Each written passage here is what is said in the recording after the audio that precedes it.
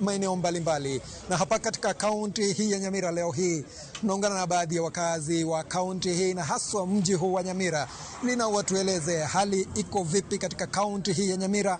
Miundo msingi imeshughulikiwa vipi, ima barabara, mataa za kumulika barabarani na masuala mengine kama hayo. Na je, yameathiri vipi shughuli za kibiashara katika kaunti hii ya Nyamira kwa ujumla? Jambo la kwanza, miundo msingi ndio ina drive development yeyote in any given area.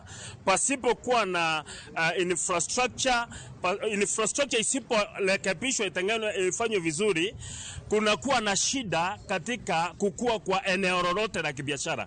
Kwa mfano, barabara kama sibitiki, mahana hizi barabara ndio uchangia pakubwa usafiri wa haraka, ili pesa ile money circulation iweze kuwepo ili watu wapate kufanya biashara. Jambo la pili, mataa katika mji kama wa Nyamira. Tusipokuwa na proper street lighting, wafanyi biashara wanafunga biashara saa 11, saa 12 jioni.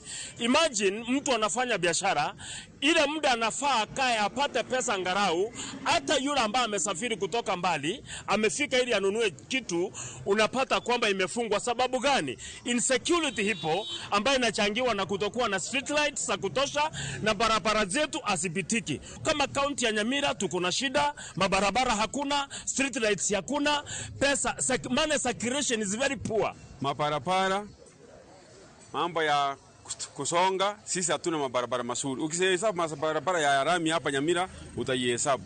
Lakini nataka niseme ya kwamba Nyamira ama Kisii as a whole ni pahali pa mvua, Nyamira as a whole ni pahali pa agriculture. Na ardhi yake inakamata magari kisaenda kuchukua masao kama chai, kama mahindi kutoka kwa mashamba, ilete kwa mafactory, inakwama huko. Chai kisa kwama kwa gari, kilala kwa gari, kesho unapata imechange kara, na hiyo imetumbwa, imeharibika, na hizo ni pesa za mkulima ambazo zimeharibika. Ukiwa Nyamira usiku kama saa 2 hivi, zile barabara za kuenda feeder roads za kutoka Nyamira kuenda nyumbani asipitiki kwa njia mbili. Moja, hakuna street lights. Ya pili, barabara ni mbovu, haipitiki kwa sababu ya matope. Kwa hivyo hata kama unatembea itakuwa ni shida sana, kwa sababu hakuna mwangaza na pia utakuwa unatembea ndani ya matope.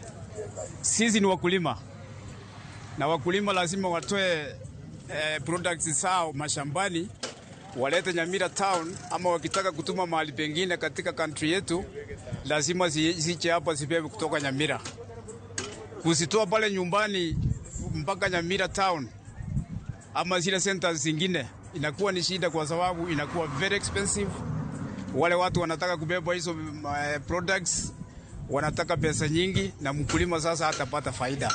Ukiangalia sana stima huwa inaenda kila wakati, na wakati stima inaenda ita affect the productions ya vitu mingi. Sana kuna wafugaji wa kuku ambao sana wanategemea mayai ama chicks.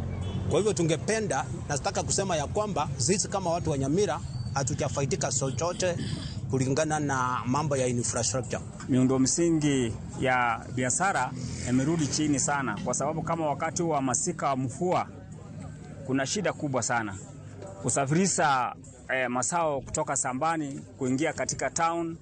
Tuko na Metropolitan Center hapa township, imekuwa ni shida kubwa sana, kwa sababu sasa barabara tuko na one way road, hatujakuwa na mabarabara mengi yataweza yakasaidia mkulima ili aweze kusafirisha mazao yake, ili naye wanaokaa distance wa town ili wapate chakula waweze wakanunua pale. Mara mingi wakati barabara zimekuwa mbaya, unapata kwamba wafanyabiashara hatuwezi fikisha wateja wetu katika mahali ambapo wanaenda biashara zao. Unapata kwamba tunapata hasara, hata pikipiki zinaharibika kila wakati, inahitaji high maintenance fee.